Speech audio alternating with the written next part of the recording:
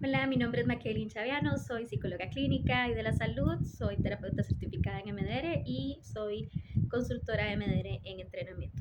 Pues bueno, hoy quiero comentarles de los errores que cometemos los terapeutas a menudo cuando estamos recién entrenados en MDR o cuando incluso estamos todavía llevando el entrenamiento básico y que son errores que tenemos que ir mejorando con la práctica, pero que son muy normales y muy naturales que sucedan después del entrenamiento, porque definitivamente estamos aprendiendo a hacer la técnica, salimos del entrenamiento sabiendo hacer la técnica, pero no sabemos las hipótesis por las que MDR funciona, no sabemos tanto probablemente de autorregulación emocional y de los fenómenos de la disociación. Entonces quiero comentarles pues un susto que yo me llevé haciendo precisamente esto. Y fue que bueno, estaba muy feliz, muy contenta de saber sobre la técnica y entonces quise pues obviamente ir con mis clientes a practicar y a ver si esto realmente funcionaba. Y pues entonces atiendo a un chico que en aquel entonces tenía 11 años que presenció un robo a mano armada al frente del lugar donde él iba pasando, que quedaba cerca de la escuela y cerca de su casa, del camino que él tenía que tomar para ir a la escuela. Era un pueblo pequeño, entonces pues todavía ahí se acostumbra en algunas zonas rurales a que los niños cuando ya están más grandes pueden irse solos a la escuela, aunque no está bien y no lo recomiendo. Pero bueno, eso era lo que él había acostumbrado con su familia. Entonces, pues claramente él con un montón de síntomas de ansiedad, de estrés postraumático por haber visto esto, una familia bastante sana, donde no habían como mayores preocupaciones vinculares o traumáticas en el pasado. Entonces, pues yo empiezo a trabajar con él. Recuerdo que en ese entonces yo solo podía atender en las tardes, noches, y él en todo caso salía de la escuela tipo 4:30, entonces llegaba a la consulta como a eso de las 5 de la tarde. Yo lo notaba un poco cansado e incluso le pregunté que si no era mejor que lo viéramos tal vez un sábado, ¿verdad? Pero bueno, al final entre la familia, el niño y yo decidimos que pues bueno, estaba bien, que lo íbamos a intentar en ese horario que a él le convenía, porque bueno, los sábados no podían por alguna razón. Y bueno, yo empiezo a trabajar el protocolo estándar con él y literalmente después de algunos pases o algunos sets de estimulación visual, él empieza a quedarse viendo solo un punto.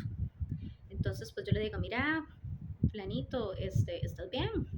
¿Estás poniéndome atención? Y él vuelve y sigue como si nada.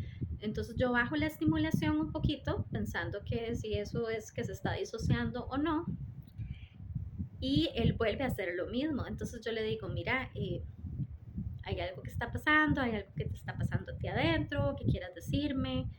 Y él me dice, no, pues no pasa nada, no sé qué pasa. Y pues claramente yo tampoco sabía qué hacer en ese momento porque ya había hecho los cambios mecánicos que se supone que tenía que hacer para que eso no sucediera. Lo cambié de estimulación visual a estimulación táctil y aún con la estimulación táctil él también se quedaba viendo un punto fijo. Entonces yo no estaba segura si eso era un fenómeno disociativo o no, porque además en la historia clínica de él y de su familia pues realmente no había ninguna otra cosa traumática que aparentemente existiera. Y al final, pues yo trato de contactarme con mi supervisora un poco asustada porque, bueno, este niño se estaba disociando a cada rato en sesión y yo necesitaba terminar la sesión y que él estuviera bien para poder dárselo otra vez a su mamá y que todos se fueran tranquilos a sus casas.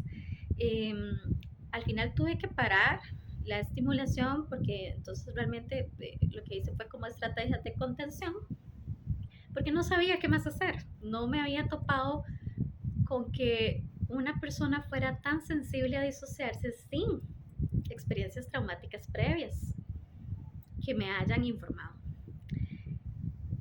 Yo realmente traté de comunicarme en ese momento con mi supervisora, pero estaba fuera del país. Entonces, pues realmente no hubo quien me apoyara en ese momento. Eh, yo lo que hice pues empezar a leer, empezar a ver videos y pues en realidad tampoco ayudó demasiado. Mi hipótesis era tal vez más bien, luego de pensarlo mucho, que tal vez él estaba muy cansado a esa hora después de todo un día de escuela y que esa no era, digamos, como la hora para poder hacer eso con él. Más que realmente hubiese un fenómeno de disociación. ¿Mm? Pero en ese momento yo no lo sabía. Esta hipótesis pues claramente la hice meses después. Ese día, personalmente, yo me fui bastante asustada a mi casa, pensando y pensando, ¿verdad? Como qué había hecho mal o qué tenía que mejorar o si el niño estaba bien, y todas las implicaciones que hubiese podido tener el que él no saliera de la consulta bien y que yo no supiera cómo contenerlo desde MDR, porque bueno, uno tiene otras estrategias de contención desde otros paradigmas, pero pues ese era el que estaba trabajando y yo quería una respuesta desde ese lugar. Um, y lo que sucedió fue que tuve pesadillas. Tuve pesadillas, soñé que yo me disociaba, soñé que el diablo se me metía, soñé que como que el televisor estaba y entonces uno se iba disociando conforme el televisor se prendía. Y bueno, pues un montón de cosas y terminé haciendo yo el abrazo de la mariposa en la noche para poder dormir. Y bueno, fue todo un drama, ¿verdad? De creo que lo angustiada que yo estaba de no poder utilizar esta técnica de la manera correcta con este chico, que tal vez ese no era el punto, pero bueno, yo sí estuve muy asustada y desde entonces fue como que dije, ok, necesito aprender realmente qué es disociación y qué no, y qué hacer cuando estas abreacciones suceden, porque es muy normal y muy natural, como les decía al principio, que estas cosas no sucedan cuando nos estamos entrenando. Y esto es parte de lo que uno tiene que ir aprendiendo a hacer o a no hacer dentro del proceso de certificación para ser terapeuta, terapeuta certificado en MDR. Entonces, pues bueno, coméntenme cualquier cosa también de cosas divertidas o no tan divertidas que les han pasado cuando estaban en esas primeras etapas. Muchas gracias, nos vemos después.